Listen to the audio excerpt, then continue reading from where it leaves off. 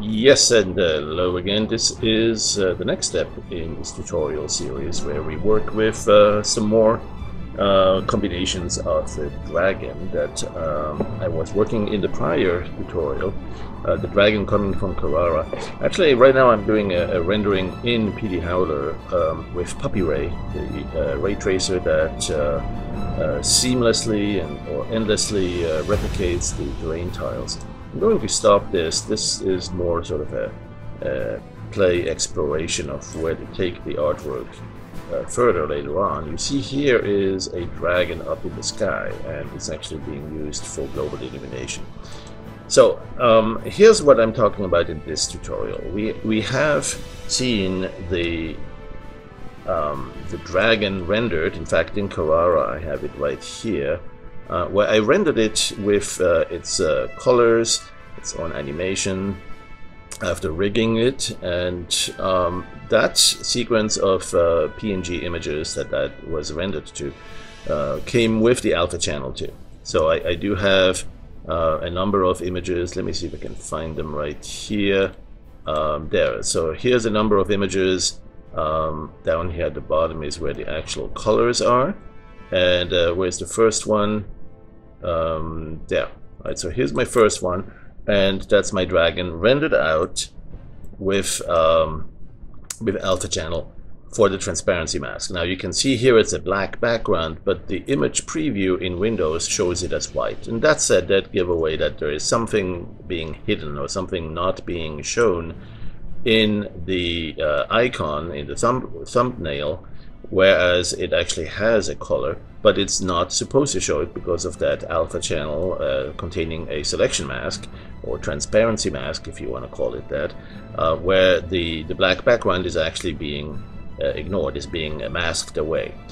You can also see in Earphone View that under the information on this image that it is indeed a 32 bits per pixel image, and so that's another way to check whether you actually do have an alpha channel to begin with. If you go to Carrara, you know that you can also, if you use Carrara, you can also render other things than this RGB channel. And in fact, one thing I did is I rendered the object index, which is not very easily seen here because it is there's only one object, so it receives the number 1 as the object ID. And the color 1 is almost the same as the color 0. It's very dark. It's the black is 0. Color 1 is going to be a very, very dark gray. But we can still use that. And then here is the speed or velocity of the pixels. And then here is another secondary render, which is the depth that we've seen in prior tutorials, also being used to reconstruct the selection mask. Of course, the depth would be used perhaps more for blurring based on distance. So there's a lot of different ways to work with these. And one thing I wanted to show is, well, how would you, for instance, reconstruct a image sequence in which we do have a selection mask, kind of similar to the ones here with the colors, but actually using these colors. Right, so what I'm talking about is something like this here. We have colors like these from the velocity render, and then we have a selection mask we could possibly regain or restore from the object index renders. And how can we combine those two together? And that's exactly what I did here. So let me go and close all these and take you step by step through that, so you can see how to work with that, become more familiar, and proactively create the things you really need as you explore new ways to combine these.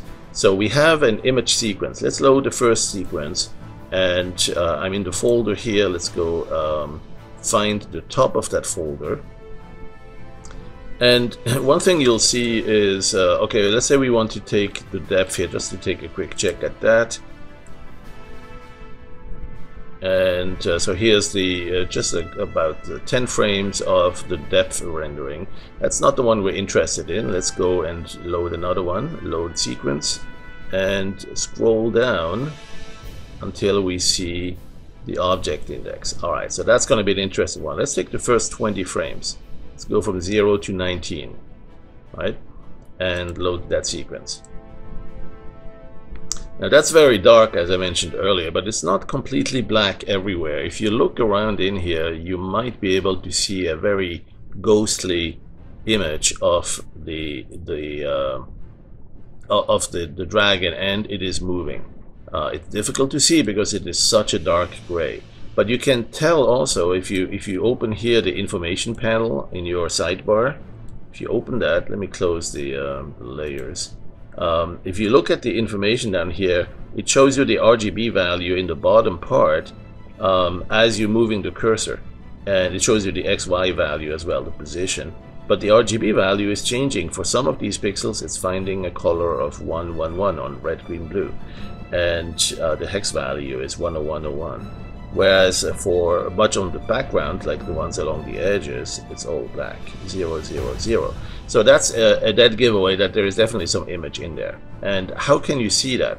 Well, there's a couple of ways. You could possibly go to the filter and adjust the value, adjust the brightness, adjust the contrast or the gamma, and you might be able to find something working there. Another way would be to actually use the threshold.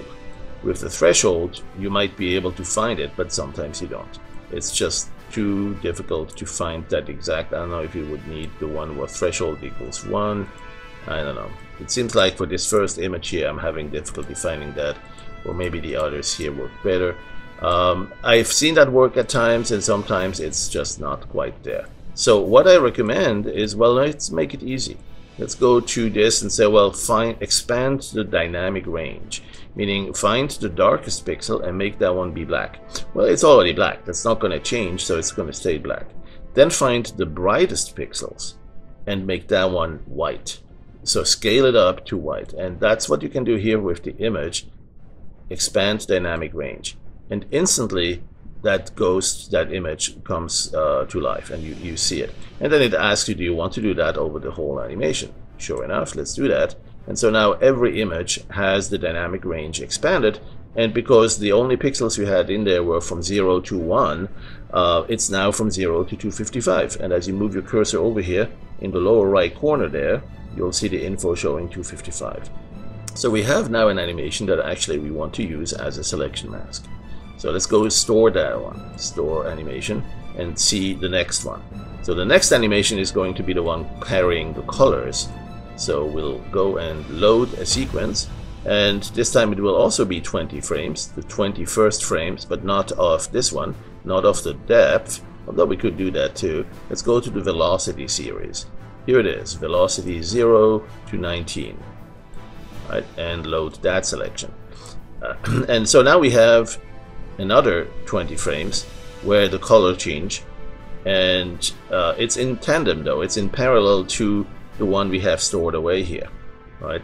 So what we can do is we can store this one also. Let's keep it somewhat safe copy here. Again, it's saved on the disk if you let it, but you want to make sure you save this as an AVI eventually, or as an image sequence. And exactly that's what we want to do now. We want to combine this image, or this series of images, this frame sequence, with this one, right? And what I'm talking about is not combining them in terms of overlaying or multiplying them together. I'm talking about merging this one into the alpha channel, or using this as an alpha channel. Now, Dogwaffle doesn't do animated alpha channels, right? It doesn't have an image sequence like this parallel to that for the alpha channel. It just has one alpha image, one layer that's not animated for the alpha. However, you can use the stored copy here and say that as you go from one frame to the next one, you don't want to stay on the current alpha layer, right? Let's say you have this image here, some sort of an oval, right? You don't want that to remain across the sequence. You don't want that to remain there. I mean, it could, for instance, even be something like using the magic wand here to select the outline, shift-click on those island holes, there you go, and you now have a selection mask of the background. Invert it, under Selection, Invert Alpha, or Invert Store if you want a snapshot of that. You now have the selection of the dragon, but just for this image. And as you continue through the other animations, you see that it's not following that, right? It's not supposed to, it's not expected to. What you can do though is say, well, hold on, I do have a selection that will follow it. It's this one down here. That's my stored animation of something I can use as a selection mask. You simply do that right there. Use this animation as selection, or use as animated selection. Click that, and now as you scrub through that, it's pulling this image sequence as a into the alpha channel, right? And so it's selecting that to be the alpha channel, and it's making it, we can close this one here, it's making it go in tandem or in parallel to the colors that we have. And so we can now use that and export that. For instance, you can go to animation, save sequence now, right, in which we will save, let's see, I think I have, I already did that right here. Let's do that again. Let's just create a dedicated folder. Let's call it again, for lack of a better word. Let's put it in there and simply say we want to call this a combined, let's say this is speed or velocity plus, so combo velocity and mask, or alpha transparency or something like that. Let's just call it mask.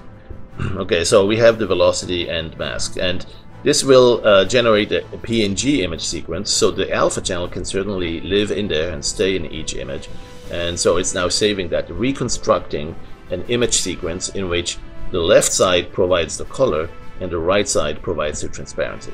So that's a very key thing that you can do with Dogwaffle. You want to remember that if you ever have two image sequences that maybe you rendered out of Carrara, and maybe on the Carrara side the colors are the ones from your actual colored rendering, but you forgot to have the alpha checked, and you don't have the alpha channel there, but you're lucky enough to have this, and you can use that to reconstruct the selection mask on this combination. So now at this point, if we look in the folder where we just saved that would be under here again. There you go. Now we see again the white background. When you open this, it's black. If we look under image information in Irfan View, it is a PNG image, and it is indeed 32 bits deep. It has a 24-bit color, but it has 32 bits in all. That means it is harboring that alpha channel. And now, how do we use that in Dogwaffle? There's a couple of ways to use that. We can, for instance, free up this animation. First of all, uncheck the selection, then go clear the selection, then go free the animation, and load another image or create something new. Right, let's go, in fact, let's go load, let's just create something here and say, well, actually, let's go load that PNG image from that sequence we just saved.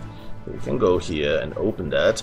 Let's go, we're still in that folder again, and load the first one. And you can see that this is loading just fine, but more importantly, it did load also the alpha channel. If we enable the alpha on, now we see the selection mask. If we store this alpha, you see the selection is indeed on our dragon. Right? So that's how you were able to reconstruct this selection animation, this sequence of selections with this sequence of colors into a new sequence where the alpha, the transparency mask, lives inside the file. Now there's other things you can do with that. You can, instead of loading that into the main color, let's say we create a new image here. Instead of loading that into the main buffer, the main image, you can also load it into the brush. Aha, now that's going to be really interesting, because when we load it into the brush, we can start painting with that, with the transparent background. So we can load this image, same one here, and it gets the transparency. Let's go store this brush, store and manage a copy. You can see it's transparent around it. Right, so as you enable the preview to see where it's coming, you can paint with that. It may have transform enabled here. Let's turn that off, turn the rotation off, so it's just painting it here. One thing though that's missing is the animation, right? This is a single image, And in fact, we can see that right here. If we go show film strip, there's only one image. How can we make this a whole image sequence, an animated brush? Well, we've seen one way, and I'm going to repeat it, but there's really a couple of ways. One new way is to the brush, animated brush, load sequence, if you have it in the right format. I think currently it supports Targa and BMP. Right? So if you have the BMP image sequence or the Targa image sequence, then you're in luck, then you can load that right there. Another method, though, is to actually load the image that you reconstructed, and then reconstruct the image and then pick it up as a custom brush from there. Let me explain. So we have this image sequence, but let me turn the preview off here. We don't need our flying cursor browser brush. We have this one. That one will be used as an animated selection. This one here is the one that contains the colors. I've done this. Let's just do it again. Let's go select this as animated selection, and we see the selection. Now, instead of saving this or exporting that to image sequence, or after that, what we can do also is to select it or pick it up as a custom brush. Right? We can go and say, for instance, go from the middle to the end. I want to go pick up this image as a custom brush. The custom brush selector tool you can use for a single image, like so, and you now have that one stored. Or you can use it same way, like this. Oops, where's my custom brush? Undo, and I need to select the tool right here, this one.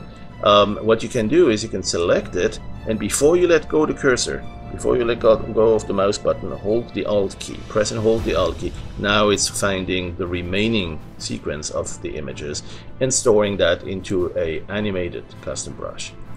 Right, so here we go, and if you look at the film strip, you now see that there are more than one. There's more than one image in here. There's 6 or 7 or so that I loaded.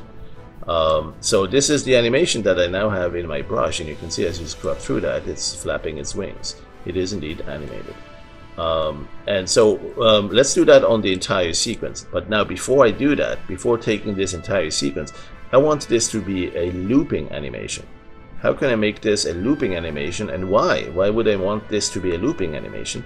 Well, it's so that I can paint it again and again, and it will look like it's going to flap its wings as it's painting. It keeps flapping its wings in a very credible, good-looking way, meaning that it's looping without doing a jump from the very last frame back to the first frame. You don't want that jump, right? So what you do want is for it to go down, up, and then down, and then up, and then down, and do a looping animation.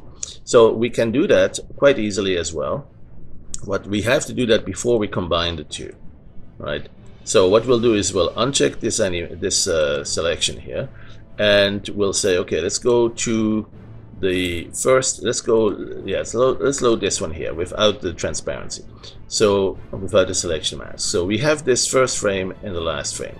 Let's go select and copy the whole thing, and then reverse this one that we currently have and insert the copied one in front of it. Then we essentially have one going at the original direction and one in the reversed direction.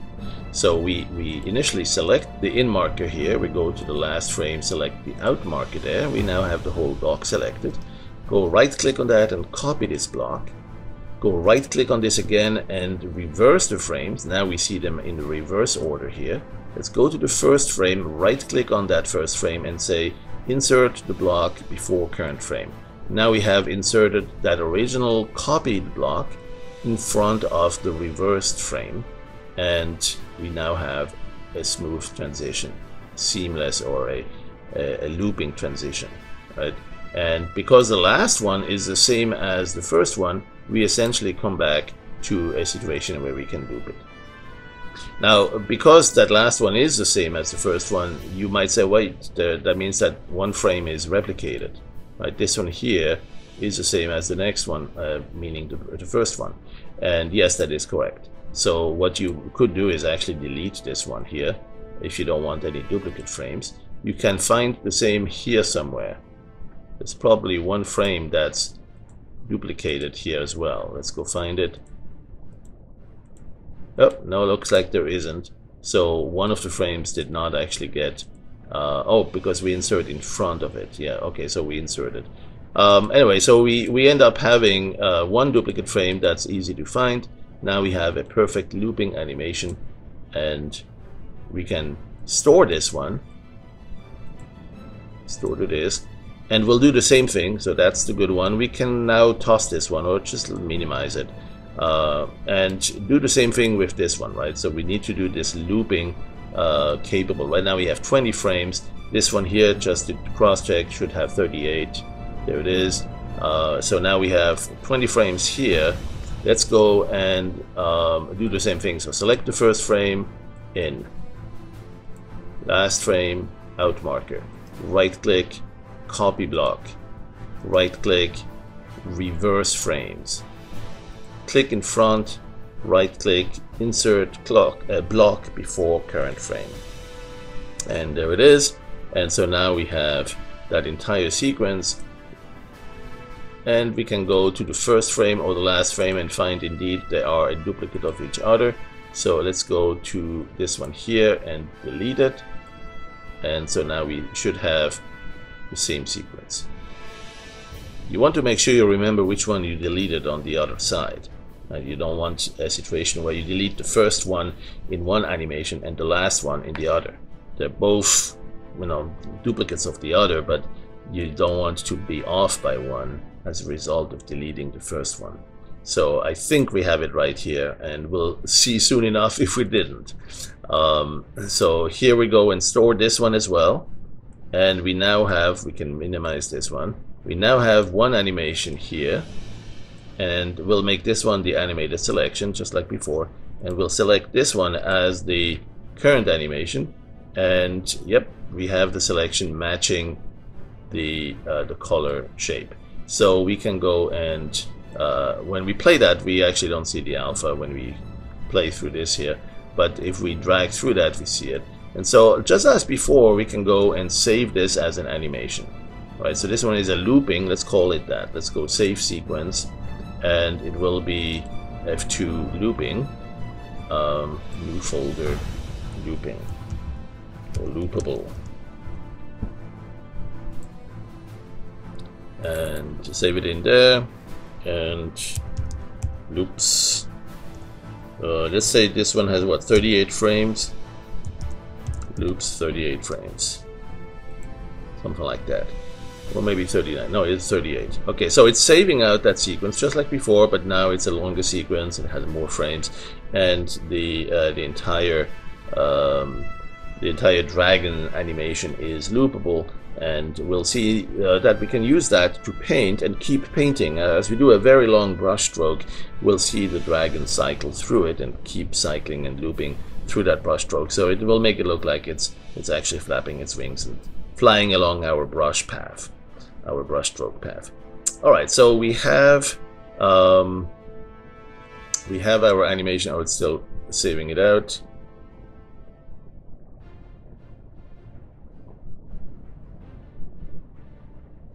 Come on, you can do it. This guy always usually the bottleneck.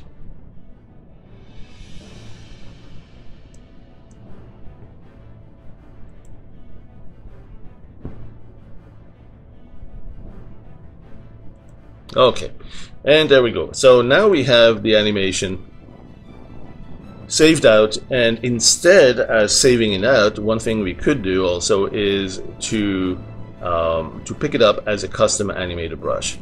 And so what we'll do is we'll go to the very first frame. We have the selection enabled from this mask. We can go to the custom brush selector tool. There it is. Select that, and you could go and select the whole, or if you as you scrub through that, if you know roughly where you can be on that selection, you can make it a little bit tighter and save some memory that way, make it a little bit more efficient in terms of memory use. Alright, so you could do, for instance, something like about this tight.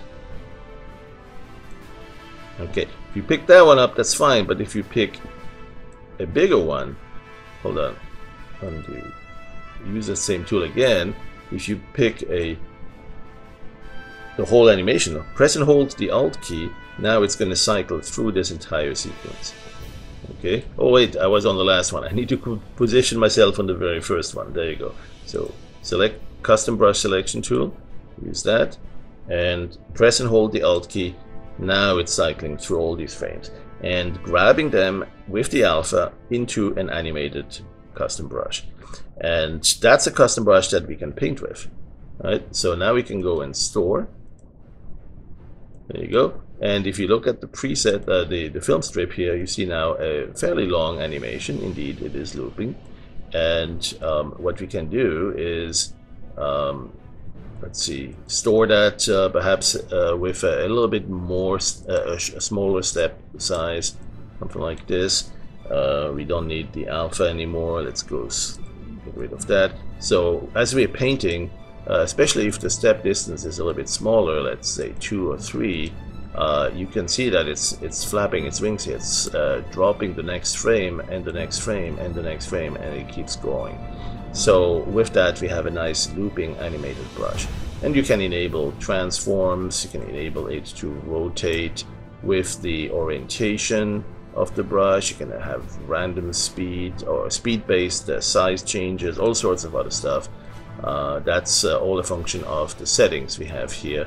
In the brush settings, you can have the parameters like the speed scale. You can have a lot of other options affect the appearance, such as, for instance, a change in the hue. You know, modifying random hue. Actually, no, that random hue is coming from the brush itself, so that's not going to be overwritten. What you can do is perhaps make the use of this brush one where you use it as a matte, and then the hue is actually coming from whatever color you give it here.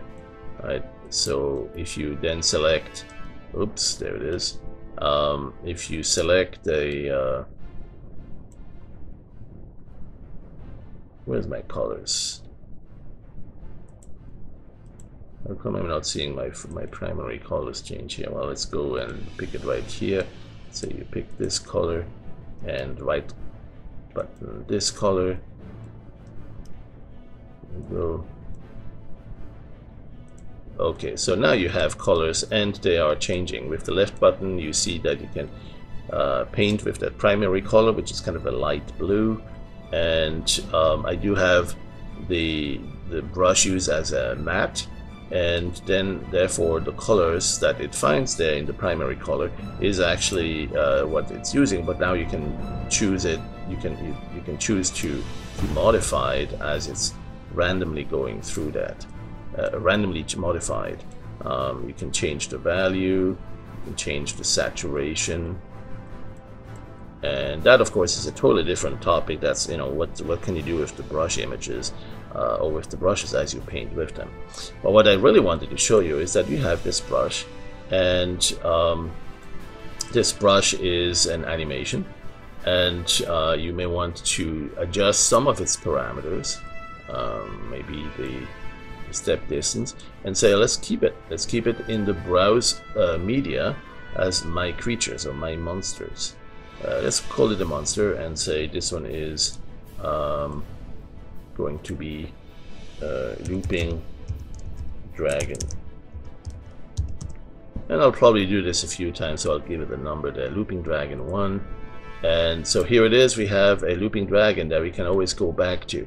We can go to the browse media, we can find my creatures, my monsters, moons and planets. And here under my monsters, I have the looping dragon, and I get back to that. So now, how do we paint with that? Well, that's really up to you. There's a lot of things you can do with that, right? You can go and create a piece of, let's say, a canvas of about 1280 by 800, and say, let's go paint on that, and make it perhaps a little bit smaller. So you can take your brush and store it, and then this one you can say, oh, let's make it a little bit smaller. It's scaling down not just this one image, but the whole image sequence that you have in your custom brush. This is a custom animated brush. And so you can do all sorts of crazy funky stuff with that. That's of course taking it to the next step, which is why we put it into this format in the first place. You may want to have, for instance, a linear tool along which you're painting, and as you're painting, this rubber band line is actually showing the brush being replicated along it. Or you may want to use the curve tool and then render the brush along that. Right, so that's another thing you can do, is to render the custom brush along that, or to have it painted with changing size. If you allow the transform, then the size can also change along it. So there's a lot of things that can be done with that brush once it's there. And one more thing we can do with it is to actually paint it along another animation, right? And so that's taking us back to where we really wanted to go with that. So let's keep this brush. I want to do one more thing now, and that's to give it some sort of an animation. We'll do something totally different here now. We'll say, let's go with the, let's give it a white background. Actually, you know what? Let's just go to the timeline and create some sort of a funky background. Or maybe not even the timeline. Let's go to the animated filters. Filter, animated, Starry Night, there you go. Or do we have confetti? Do we have a tunnel? Do we have, what do we want? Neutrons are kind of fun too. Let's do neutrons. Alright. And let's just do the default neutrons. I mean, I know, oh, maybe give it a little bit of a trail. There, let's do a trail. Long trails. A little bit longer, please. There you go. Do we want fixed size? No. Do we want, yes. Do we want depth Q? Gradient colors. So we need to choose a gradient. Always ways to make it even more sophisticated here. Let's try something like this here. Okay, so we have the gradients. Let's go check that again. There you go. Now we have the gradient. Actually, I like red. Let's go for one of those reddish. There you go. And turn it off, turn it on. There you go. Now we have that reddish gradient. Nova render, or do we want the Nova there? Do we want lens flares? That'll just take too much time. Let's reduce the particle size a little bit. Let's reduce the increase the particle count, and go. So now we have. Oh, we don't we don't have an animation yet. Right now, it's still empty here. So we need to actually go and create an animation. Let's go create a placeholder for this. Let's say we make that 99 frames. And there we go, and now we can render filter, animated, neutrons. Still has all the parameters, go. And there, so here we go. Here we create yet another type of animation. Oh, actually that was not very nice. That was very short. Seems like it was going too slow.